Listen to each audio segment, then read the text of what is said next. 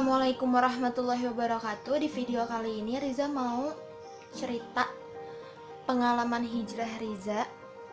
Kenapa bisa sampai pakai cadar kayak gini? Jadi dulu ya, waktu zaman SD, SMP, bukan SD sih, Riza tuh waktu itu MI, SMP, terus ke SMK. Itu emang semuanya swasta karena sempet mau masuk ke negeri, cuma kurang dapat dukungan dari ayah sama mamah karena emang jarak dari rumah ke sekolah tuh dulu kalau sekolahnya di negeri itu emang jauh banget. Jadi dulunya tuh Riza tuh bener-bener tomboy parah. Tomboy parahnya dalam arti ngumpul bareng sama cowok. Terus kalau misalnya cowok ribut nih, kan cowok suka ribut gitu ya di sekolah, itu ikut-ikutan tuh dulu sampai akhirnya tuh dan masanya tuh bakal malu dan memutuskan untuk berubah kayak sekarang.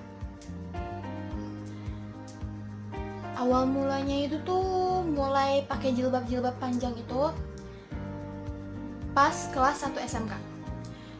Sebenarnya awal masuk SMK itu kagetnya dalam arti gini, aku kan didaftarin sama mamah dulu ke sekolah itu, dan ternyata di sekolah yang mamah daftarin itu, maksudnya di yayasan itu, pokoknya dia tuh ada 2 sekolah. Salah satu sekolah di Bogor pokoknya. Itu tuh 2 sekolah itu tuh ternyata masing-masing sekolah itu punya 3 jurusan. Dan aku tuh dulu dimasukinnya malah ke jurusan teknik kendaraan ringan. Gak tahu kenapa ya, kenapa bisa kepikiran ke TKR gitu, padahal TKR dominan laki-laki kan. Nah dari situ Riza pas baru pembagian nama kelas, di situ pas tahu kan disebutin tuh namanya, pas si ini laki-laki, si ini laki-laki, si ini laki-laki gitu kan. Pas bagian Syahriza Izati perempuan, itu tuh kayak langsung ih, kok gue perempuan sendirian. Langsung dari situ tuh Riza pergi ke TU, Riza minta buat pindah kelas. Langsung dipindahin. Ditanya kan sebelumnya, mau di kelas mana, kan katanya gitu. Terus kata Riza gini, di kelas MM aja bu. Nah itu pas pertama kali MPLS, masa pengenalan lingkungan sekolah lah itu pokoknya. Nah dari situ pas baru masuk MPLS itu Riza pakaian masih biasa aja, jilbab masih nggak panjang, masih biasa aja, sampai akhirnya MPLS selesai. Itu tuh Riza masuk ke kelas, pindah gitu ya, dari TKR pindah jurusan ke multimedia di salah satu sekolah itu. Tadinya shock kan ya, ih kok kayaknya gak ada perempuan juga nih. Pas mau masuk ke arah kelas itu kan ditunjukin, itu kelasnya di gedung belakang, di atas, di lantai 2 kan katanya gitu. Ternyata ada temennya, waktu itu ada 5 orang. Ada 5 orang, termasuk Riza nih, jadi berlima. Di situ rada seneng kan, maksudnya paling enggak sendirian gitu kan. Pas udah masuk kelas, hari keduanya, aku cerita sama ayah. Ayah, kelas aku tuh kebanyakan cowok semua, masa gitu kan. Ya kan yang daftarin di situ mama kan kata gitu. Atau dari SMP, SD bergaulnya sama cowok, masa sama cowok lagi? Maksudnya bakal ada masanya kok kalian berhenti bangga teman-teman kalian cowok semua. Oke lah, boleh buat kalian yang berpikiran enak tau berteman sama laki-laki, kita dijaga layaknya ratu. Tapi tetap aja itu nggak baik, itu ikhtilat. Sebab aku ngerasain. Dan setelah aku tahu hukum-hukumnya, coba deh kamu belajar Islam, agama Islam lebih dalam tentang batasan antara laki-laki dan perempuan. Nah di situ aku komentar sama ayah, terus ayah bilang, ya udah kalau misalnya gak mau dijulitin, panjangin aja jilbabnya, kata ayah gitu. Pertama kali aku tuh nggak pernah punya gitu ya jilbab panjang syar'i gitu, aku nggak pernah punya. Jadi tuh pertama kali aku pakai 2 jilbab. Jadi tuh Paris 1 sama katun 1 aku double. Abis itu ujungnya tuh aku lipet kecil gitu biar belakangnya tuh tetap kelihatan panjang, terus nutup syar'i gitu. Itu pertama kali. Dan ada kejadian waktu kelas 1 itu tuh, itu pertama kali aku ngerasa diri aku tuh nggak mau banget dilihat auratnya.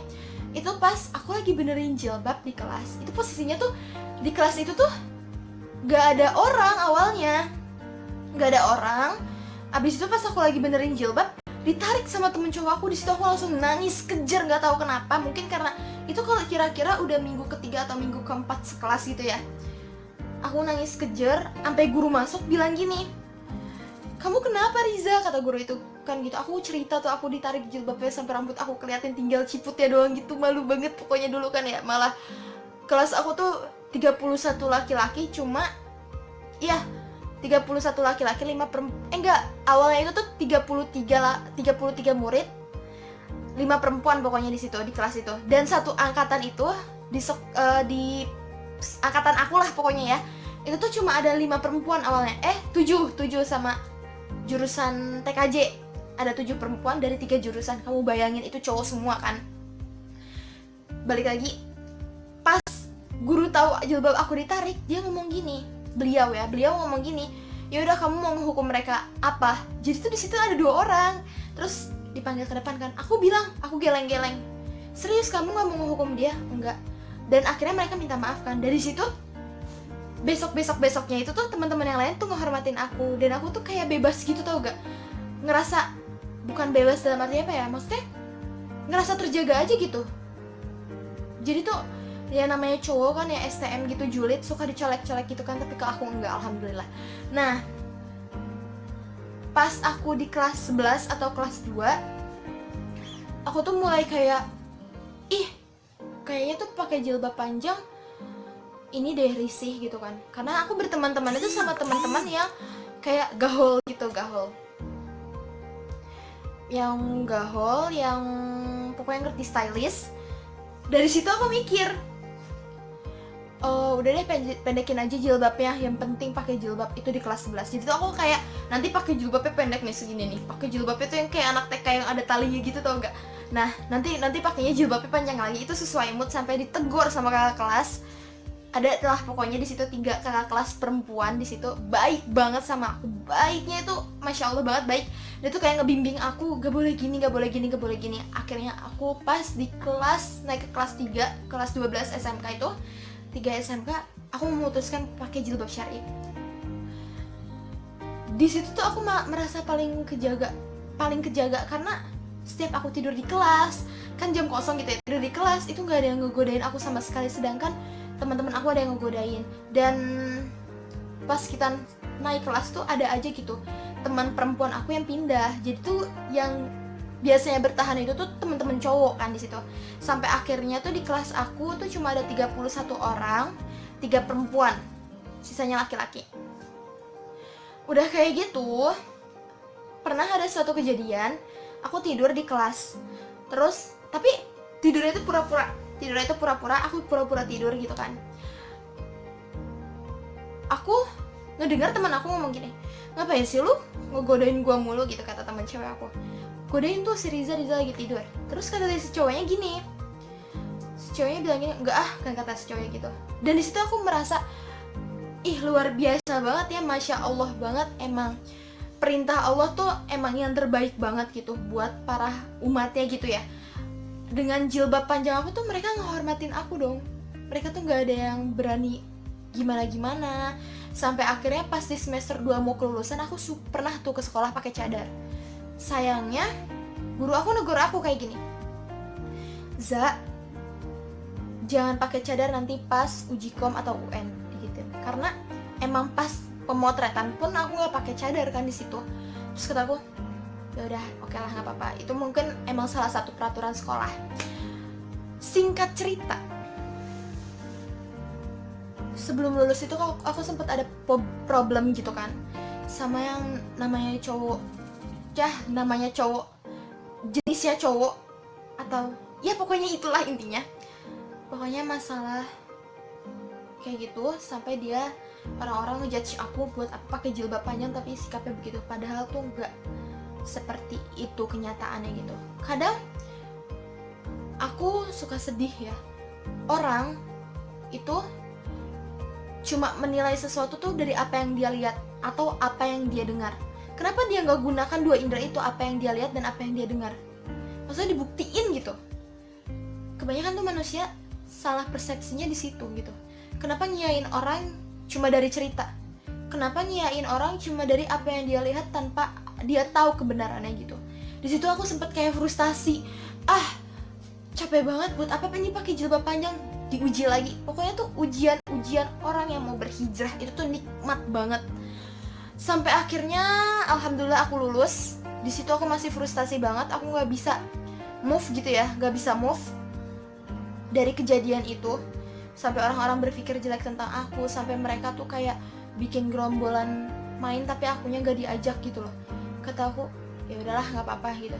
Cuma masih banyak gitu teman-teman di kelas yang masih support aku, yang masih mau temenan sama aku gitu. Nah sama aku kayak gitu. Dan singkat cerita lulus lah. Setelah lulus, di situ pun aku bilang kan sama mereka. Pas mereka tanya, mau nerusin kemana Za? Gitu kan. Mau mondok gitu. Ada yang nyelotok gini. Kok mondok bukan pas tahun ajaran baru? Kok mondok pas udah lulus SMK gitu kan? Sedangkan aku tuh masuk pondok Salafi, salah satu pondok di Cisarua.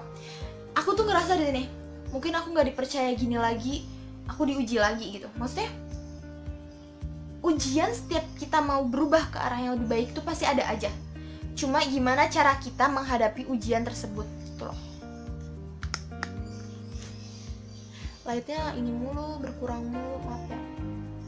Nah, sampai akhirnya aku mondok di pondok itu selama kurang lebih 2 bulan sampai 3 bulan. Dan itu posisinya masih bolak-balik karena daerah Cisarua itu tuh dingin banget. Aku masih kadang suka gak kuat sama suhu di sana. Aku suka sakit, aku bolak-balik. Ada lagi lah omongan orang. Karena tuh aku emang anaknya tuh selalu update snap WA ya. Alay emang aku orang itu. Mengakui diri sendiri. Nah, jadi di situ tuh aku kayak dibilang gini, masa mondok bolak-balik sih gitu kan. Sampai akhirnya di pondok itu aku punya teman yang bercadar juga.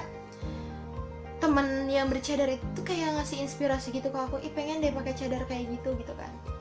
Akhirnya aku berusaha, aku pinjem cadar dia karena posisinya waktu aku mondok aku belum bawa cadar aku.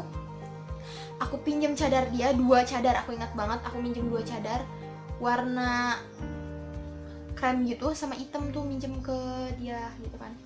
Terus kok nyaman, sampai pas aku jenguk selanjutnya aku bilang sama ayah tolong bawain cadar tali kakak dong, tapi disetrika dulu ya, dibawain deh tuh ke pondok. Selang ada masalah, bukan ada masalah sih ya, ada masalah di rumah. Nah sampai akhirnya ya aku bawain aku cadar ke sana, aku istiqomahin pakai. Terus pas pulang itu aku ngerasa nyaman, aku terusin. Terus setelah selang 2 mingguan aku daftar lagi di salah satu pondok. Tapi pondoknya itu tuh bisa kalong gitu loh, bisa pulang pergi. Ya hitungannya ngaji lah ya, deket rumah gitu. Jadi buat kalian nih, pada intinya dari cerita ini buat kalian yang mau belajar hijrah, itu tuh harus berani aja dulu, jangan dengerin kata-kata orang. Karena orang yang komentarin hidup kita tuh belum tentu dia lebih baik dari kita, belum tentu apa yang dia omongin itu tuh bisa bermanfaat buat kita. Karena tuh kadang-kadang tuh komentar mereka tuh malah nyeleneh gitu. Semangat buat kalian yang baru hijrahnya, maju aja terus ke depan, pandangan kamu lurusin ke depan, gak usah lah dengerin kata-kata mereka yang kayak gitu ya. Karena itu bukan hal yang bisa nguntungin juga buat kamu kalau kamu dengerin mereka gitu kan ya. Mereka gak ngasih makan kamu gitu kan, mereka gak beliin kamu ini itu, kamu dapat uang bukan dari mereka, buat apa gitu mikirin mereka. Dan akhirnya sampai sekarang alhamdulillah aku bisa istiqomah kayak gini. Mungkin dari kalian yang mau belajar hijrah ya, mulai aja dulu gitu, gak usah mikirin kata-kata orang. Oke, sekian aja gitu ya pengalaman dari aku. Mudah-mudahan bermanfaat dan bisa memotivasi walaupun agak kemana-mana ya ceritanya, tapi itu yang aku bener-bener alamin. Yaudah, assalamualaikum.